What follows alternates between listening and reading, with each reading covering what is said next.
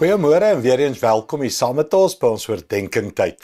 Nou ons praat oor die opgewondenheid van Jesus om te praat oor die belofte van die Heilige Gees. En ek dink nie ons verstaan dit altyd nie. Ek moet vir jou sê, toe ek hieroor lees en bid en my hart net al hoe meer in Pinkster en die voorbereiding inkry. Toe klim ek eendag in die bed en ek sê vir Vicky, ek dink nie mense verstaan hoe opgewonde was Jesus oor die belofte van die Vader wat nou gaan kom nie. Dis 'n era wat aanbreek waarvoor die godheid duisende jare gewag het.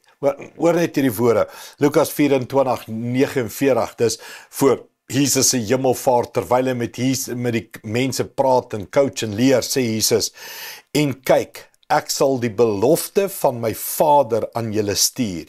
Julle moet in die stad bly, totdat julle van God af met krag bemagtig word. Nou hierdie week is in hemelvaart in, en hier's iets van net voor die hemelvaart, sê hy vir hulle, ek sal die belofte van my Vader aan julle stuur. Mense, die hemele het 'n belofte, het kan ek sê, 'n datum gehad, wanneer iets gaan gebeur. Onthou jy hoe die engele gesing toe Jesus gebore is, Kersfees, nee? Die engele in die oop veld, daar was 'n datum, Jesus kom en hy word mens en hy kom aarde toe. Net so was daar 'n datum, 'n opgewondenheid, 'n belofte van die Vader. Nie iets outomaties nie net, en ek wil hê jy moet dit hoor, dis nie net iets wat sommer net, dis die outomatiese volgende effek, nou gebeur dit, son kom op, son gaan onder, nee, hier was iets spesifieks.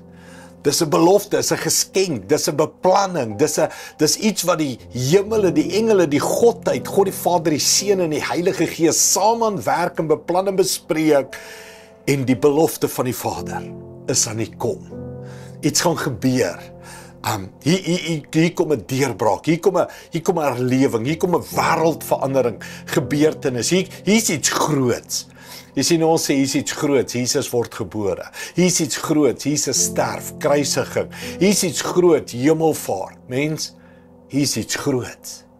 Die belofte van die Vader, die inwoning van die Heilige Gees vir elke gelowige, die belofte, en Jesus sê, moenie die stad verlaat nie, moet dit nie gaan probeer doen sonder sy krag nie, moenie gaan probeer leef nie, moenie gaan probeer enige iets doen, moenie die stad verlaat nie, ontvang die belofte, wat die Vader vir julle gaan gee.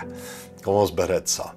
Hemelse Vader, hoe opgewonde is die hemele nie oor die drie-eenheid van God die Vader, die Seun en die Heilige Gees, wat aan die mensdom gegee word nie, inwoning, die volheid van die godheid kom tussen sy mense bly.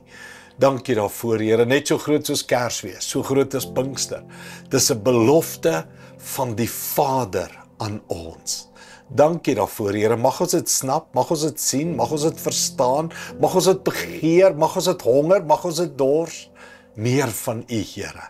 Dankie daarvoor, in Jesus naam, amen. Dankie liewe vriende, sien jou weer môre. Trots geborg deur Evergreen Turf.